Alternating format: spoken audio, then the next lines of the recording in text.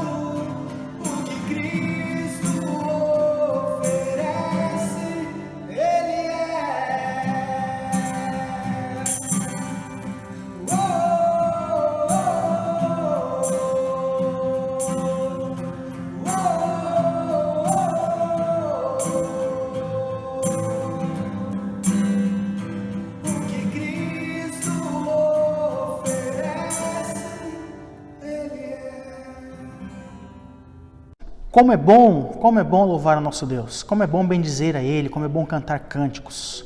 Continuando o nosso culto, nós agora vamos ler de novo o Salmo de número 104, mesmo Salmo que nós lemos. Mas agora nós vamos ler os versículos 4 até o versículo 8. Versículo 4 até o versículo 8. Abre a sua Bíblia. Salmo de número 107, do 4 até o 8. Diz assim: andaram errantes pelo deserto, por ermos caminhos, sem achar cidade em que habitassem. Famintos e sedentos, desfalecia neles a alma. Então, na angústia clamaram ao Senhor, e Ele os livrou das tribulações, conduziu-os pelo caminho direito, para que fossem à cidade em que habitassem. Rendam graças ao Senhor por sua bondade e por suas maravilhas para com os filhos dos homens. Quando o povo estava no deserto, eles clamaram ao Senhor e o Senhor os atendeu. Toda vez que o povo do Senhor estava passando por alguma dificuldade, eles clamavam ao Senhor e o Senhor sempre atendeu as orações do seu povo. O Senhor é Deus presente, é Deus que está atento, com os ouvidos abertos a ouvir o clamor do seu povo. Por isso nós vamos orar agora, nós vamos interceder pelas famílias da igreja, nós vamos interceder pelos nossos líderes, pelos líderes da igreja e também pela nossa liderança governamental, das 3 esferas de poder e das 3 instâncias, do município, estadual e também federal. Vamos orar nesse momento. Abaixe sua cabeça. Senhor, nós queremos orar, Deus, pela Tua igreja nesse momento. Queremos Te pedir que o Senhor venha nos iluminar, que o Senhor venha estar conosco, que o Senhor venha falar conosco, que o Senhor Deus venha atender, Deus, os clamores que o Teu povo tem, Senhor. Nós queremos pedir que os problemas que estejamos passando, que o Senhor possa nos atender na nossa angústia, porque estamos clamando, Deus, a Tua intervenção na nossa história. Nós queremos lembrar, Deus, das famílias que estão doentes da igreja, nós queremos pedir que o Senhor venha abençoar. Algumas famílias essa semana narraram que têm dúvidas se estão infectadas com o novo coronavírus, Senhor Deus. Nós queremos pedir que o Senhor abençoe, Deus, essas famílias, que o Senhor dê livramento, Deus, dessa doença, que o Senhor possa abençoar, que o Senhor possa, Deus, curá-las, que o Senhor possa fortalecer, Deus, que o Senhor possa dar paciência para enfrentarem essa doença. Senhor Deus, nós queremos pedir que o Senhor nos abençoe, porque nós não temos força, Pai. Nós por nós mesmos não somos nada, mas confiamos na Tua provisão. Queremos pedir também, Senhor, que o Senhor abençoe o nosso país, que o Senhor abençoe a nossa nação, que o Senhor abençoe, Deus, nosso estado, que o Senhor abençoe, Senhor, o nosso município, que o Senhor fique com cada liderança, Deus, governamental, que o Senhor possa abençoar para que todos, Pai, tomem atitudes, decisões que venham do Senhor. Por favor, Senhor, nós pedimos que o Senhor ilumine essas pessoas, em nome de Jesus. Amém. Irmãos, agora nós vamos ouvir a palavra do Senhor, nós vamos ouvir a palavra que Deus tem para falar para nós. Vamos abrir os nossos corações para receber a palavra de Deus. Olá, irmãos, graça e paz a todos, uma alegria estar aqui novamente para compartilhar com vocês a palavra de Deus. Pedir a você mais uma vez que você esteja aí dando o seu like, passando para os seus amigos o link dessa mensagem, para que eles possam também estarem sendo edificados. Quero compartilhar com você nessa noite, pensando ainda sobre a família, um texto que está no Salmo 103, apenas 2 versículos 17 e 18. Salmo 103, versículos 17 e 18, que diz assim: mas a misericórdia do Senhor é de eternidade a eternidade sobre os que o temem, e a sua justiça sobre os filhos dos filhos, para com os que guardam a sua aliança e para com os que se lembram dos seus preceitos e os cumprem. O Salmo 103 é um salmo muito interessante porque ele dá uma ideia de várias reflexões que nós podemos fazer. E eu queria aproveitar esses 2 versículos e continuar falando sobre a família. E dizer que a família, queridos, foi a primeira instituição divina, foi o próprio Deus que instituiu a família. E como todas as coisas que ele faz, ele constitui a família para a sua honra e para a sua glória. Foi pensando em mim, foi pensando em você, foi pensando em nós, na nossa felicidade, no nosso bem-estar, que Deus instituiu a família. Não é? E por isso é muito necessário a gente pensar em alguns princípios que norteiam esse projeto de Deus, que é a família. Porque, irmãos, nós vivemos numa sociedade um tanto quanto materialista, consumista, e isso facilita o desvio de prioridades, a inversão de prioridades de valores. Hoje a maioria das pessoas se esqueceram de Deus, não é? Elas amam muito mais as coisas e usam as pessoas para alcançar os seus objetivos. Mas dentro do projeto de Deus não é assim que acontece. Deus quer ser amado, Ele quer ser glorificado, Ele quer ser honrado. E nós fazemos isso quando nós amamos as pessoas e usamos as coisas. Porque quando as coisas são colocadas no lugar das pessoas, irmãos, o indivíduo se torna insensível e acaba se desviando do projeto de Deus. Existem muitos que, infelizmente, eles cuidam muito mais do carro do que do relacionamento dentro da família, dentro de casa. Não é? Zelam muito mais pelos seus projetos e pelos seus objetos pessoais do que com a sua responsabilidade familiar. Os bens materiais muitas vezes são muito mais valorizados do que os próprios membros da família. E isso é uma coisa muito triste. Isso tem trazido para a nossa sociedade grandes prejuízos com relação à família. Então, irmãos, eu queria pensar com você nessa noite sobre a família e dizer que a família é um grande projeto de Deus.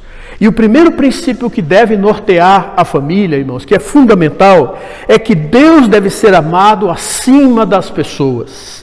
O nosso Senhor Jesus Cristo, quando resumiu a lei, ele disse que o primeiro e grande mandamento é amar a Deus sobre todas as coisas, de todo o nosso coração, de todo o nosso entendimento, de toda a nossa alma. Então, o reino de Deus e a sua justiça precisa estar em primeiro lugar na nossa vida. E para ser um seguidor de Jesus, é necessário amá-los acima de tudo e de todos. Mas mais do que qualquer outra pessoa, vamos dizer assim, por mais que você ame, por mais que você tenha intimidade, por mais que você tenha afinidade com essas pessoas, você deve amar a Deus sobre todas as coisas. Mas o que é importante destacar aqui, queridos, é que o quanto mais nós amamos a Deus, mais nós amamos a nossa família.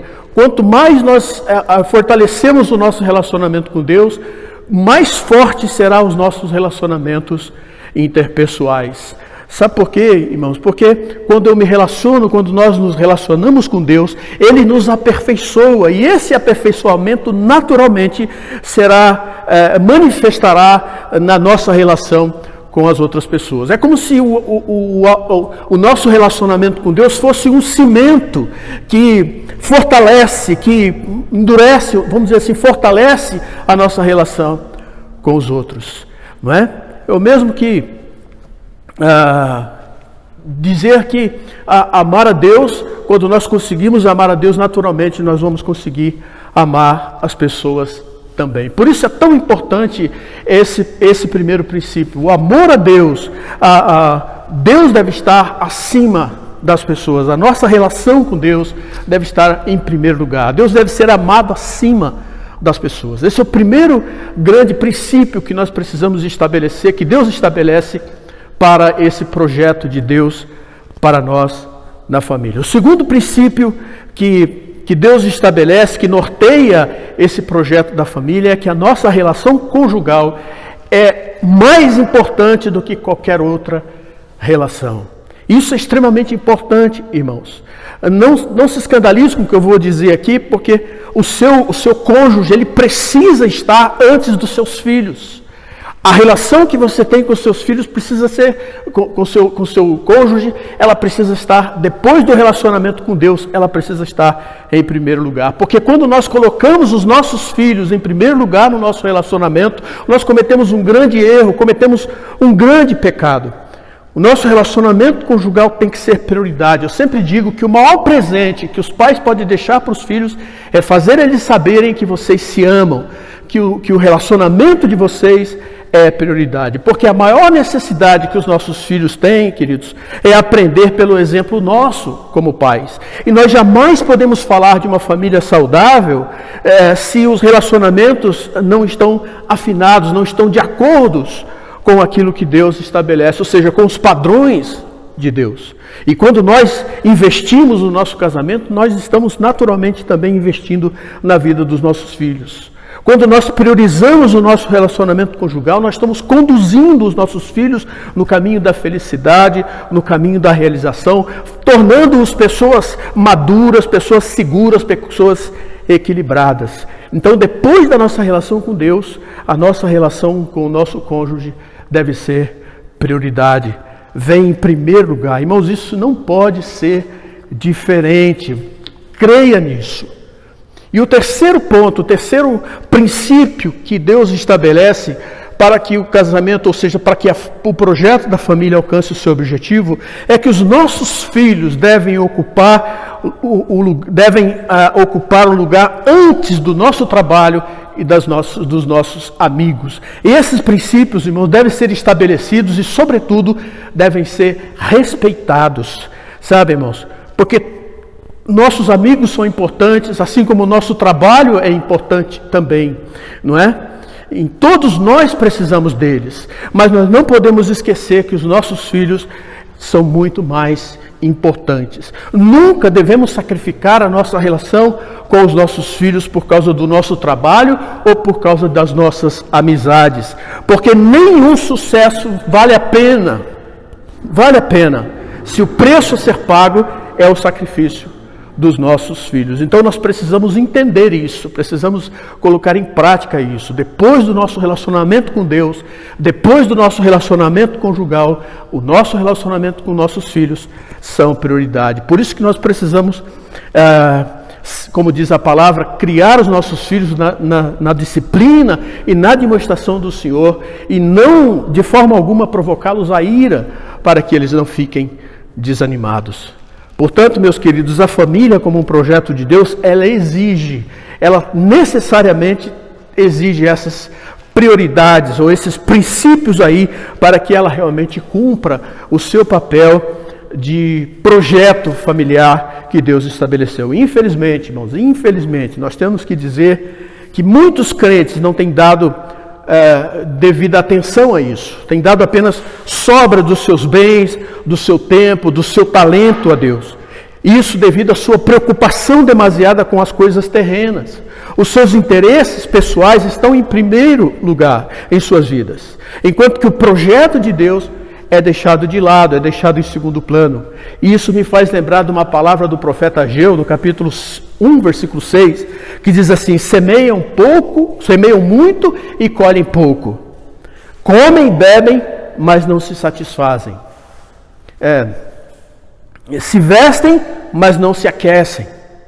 E o salário que recebem é colocado num saco furado.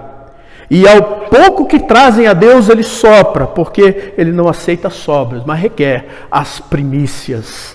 Então, irmãos, como diz o nosso texto aqui, não é? Mas a misericórdia do Senhor é de eternidade a eternidade sobre os que o temem, e a sua justiça sobre os filhos dos filhos, para com os que guardam a sua aliança e para com os que se lembram dos seus preceitos e o cumprem. Ou buscamos em primeiro lugar o reino de Deus, a sua justiça, e procuramos investir, irmãos, as primícias da nossa renda, na promoção do reino de Deus, ou seja, em causas que têm consequências eternas, ou a nossa busca pela felicidade, pela realização e pela alegria irão por água abaixo. Não podemos esquecer que a nossa verdadeira felicidade pessoal e familiar, elas só alcançarão plena realização quando as suas prioridades fizerem parte de forma responsável da vida de cada um de nós. O nosso Deus, irmãos, é um Deus que nos desafia, quando Ele diz assim: faça prova de mim, se eu não abrir as janelas do céu e não derramar bênçãos sem medidas sobre você. Então, irmãos, você quer que isso seja uma realidade na sua vida, na vida da sua família? Então pague para ver. Faça a sua parte e você verá que o nosso Deus, que é um Deus extremamente fiel e cumpridor da sua palavra, há de realmente responder para você de forma da maneira como Ele promete. Então, queridos, que nesse mês de maio a gente possa refletir sobre esses princípios aí e colocá-los em prática para que a gente realmente possa fazer com que a nossa família alcance o objetivo pelo qual Deus mesmo estabeleceu. Que o Senhor nos abençoe, nos ajude para que isso seja uma realidade na minha vida, na sua vida, na vida de todos nós. Vamos orar nesse instante. Deus de toda graça, o Senhor sempre é fiel em seu amor para conosco, Senhor. Volta o teu olhar amoroso para as nossas famílias, Pai, que vem em busca da tua bênção. Repouse sobre nós o teu Espírito Santo, a fim de que, como um amor constante, venhamos a honrar, Pai, os compromissos que um dia nós fizemos diante do Senhor e da tua igreja. Ajuda-nos, ó Deus querido, a cumprir cada um deles, por Jesus Cristo, nosso Salvador. Amém. Irmãos, o Senhor te abençoe e te guarde. O Senhor faça resplandecer o seu rosto sobre ti e te conceda a graça. O Senhor volte para ti o seu rosto e te dê a paz. Que você tenha, juntamente com a sua família, uma excelente semana. Esse é o meu desejo e a minha oração. Deus abençoe a todos nós. Amém.